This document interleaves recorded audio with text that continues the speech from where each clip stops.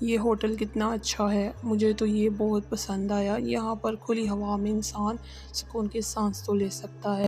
ہاں، مجھے بھی یہ ہوٹل بہت پسند آیا ہے۔ تبھی وہاں پر ریما آ جاتی ہے اور آ کر کہتی ہے کہ سر، آپ لوگوں کو کسی چیز کی ضرورت ہے تو بتائیے۔ تبھی پنکی دیکھ کر حیران ہو جاتی ہے اور کہتی ہے کہ ارے ریما، تم کیا وہی ریما ہو جو میرے اسکول میں پڑھتی تھی؟ ارے پنکی، تم؟ ہاں، تم تو میرے ساتھ ہی پڑھا کرتی تھی اور ہم دونوں کتنی اچھی دوستیں تھیں۔ تم میری ہر بات مانتی تھی اور میں بھی تمہاری۔ ہم دونوں میں کتنی دوستی تھی یار، وہ دن کتنے اچھے تھے۔ چلو آؤ، ہم دونوں باتیں کرتے ہیں۔ تبھی پنکی کو غصہ آ جاتا ہے اور کہتی ہے کہ چپ کر، تو ایک ویٹر ہے اور میں ایک امیر باپ کی بیٹی، سو میری طرح اس طرح فرینک ہونے کی ضرورت نہیں ہے تمہیں۔ اچھا، ارے پنکی، تم اور میں تو اتنی اچھی دوست تھی نا۔ وہ اسکول کی بات تھی اور اسکول میں ختم ہو گئی، اب تیری میری کوئی دوستی نہیں۔ ہم دونوں میں تو کلاس کا بھی بہت فرق ہے۔ تو ریما بہت اداس ہو جاتی ہے اور وہاں سے چلی جاتی ہے۔ پنکی اور اس کا دوست ہنسنے لگ جاتے ہیں۔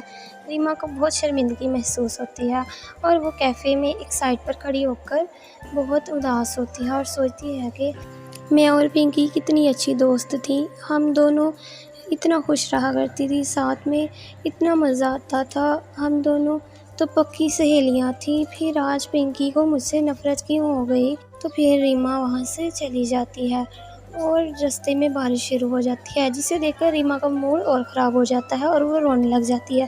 روتے روتے وہ جٹ سے وہاں سے بھاگتی ہے تو وہ سامنے ایک جنگل میں پہنچ جاتی ہے۔ وہاں پر آ کر وہ حیران ہوتی ہے کہ ارے، وہاں پر تو بارش ہو رہی تھی اور یہاں پر سب کچھ سوکھا پڑا ہے، پتہ نہیں یہاں بارش کیوں نہیں ہو رہی۔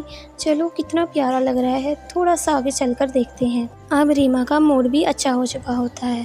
وہ تھوڑا سا آگے جاتی ہے تو وہاں پر دریا کے کنارے بہت ہی خوبصورت درخت ہوتا ہے اور وہاں پر بہت ہی سکون ہوتا ہے۔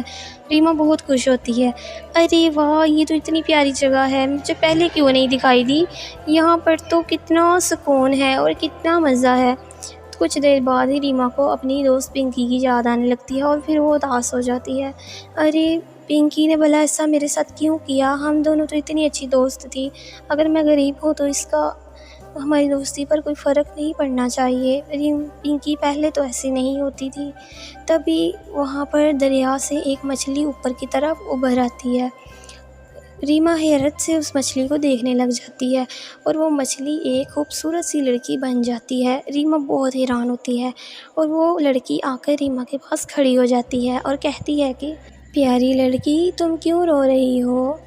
تو ریما بہت حیران ہوتی ہے۔ ارے آپ کون ہیں اور یہ مچھلی نکلی تھی اور آپ کیسے بن گئی؟ مجھے کچھ سمجھ نہیں آ رہا۔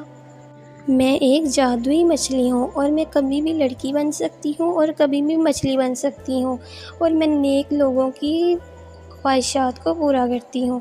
تم بتاؤ، تمہیں کیا چاہیے؟ اتنی پیاری ہو تم اور رو کیوں رہی ہو؟ مجھے اپنا مسئلہ بتاؤ۔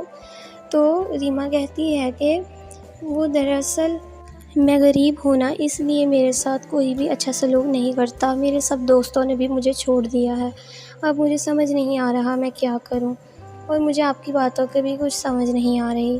ارے پیاری لڑکی، پریشان نہ ہو، میں تمہیں فراک دیتی ہوں، پنک فراک، اس کو پہن لو، تمہیں بہت اچھا لگے گا۔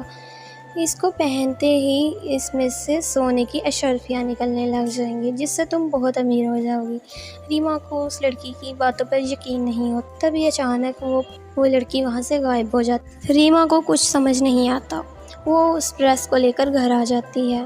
پتہ نہیں یہ اس لڑکی نے مجھے کیوں دی اور وہ کون تھی، مجھے تو سمجھ ہی نہیں آ رہی تھی۔ لیکن جیسے ہی ریما اس ڈریس کو پہنتی ہے تو وہ اور بھی زیادہ خوبصورت لگنے لگ جاتی ہے اور اس کی ڈریس میں سے سونا اور پیسہ نکلنا شروع ہو جاتا ہے۔ وہاں پر اتنا زیادہ سونا اور پیسہ پڑا ہوتا ہے، ریما دیکھ کر حیران ہوتی ہے۔ ارے، اس کا مطلب وہ مچھلی ٹھیک کہہ رہی تھی کہ مجھے اس ڈریس میں سے سونا ملے گا اور وہ واقعی جادوئی مچھلی تھی۔ اس کا بہت بہت شکریہ۔ ریما بہت خوش ہوتی ہے اور پھر اسی طرح ریما اور اس کی ماں دونوں بہت امیر ہو جاتی ہیں اور ان کے پاس بہت سارا پیسہ آ جاتا ہے اور وہ خوشی خوشی اپنی زندگی گزارنا شروع کر دیتی ہیں۔ اگر آپ کو میری کہانی پسند آئی ہے تو ویڈیو کو لائک کریں، چینل کو سبسکرائب کریں۔ شکریہ۔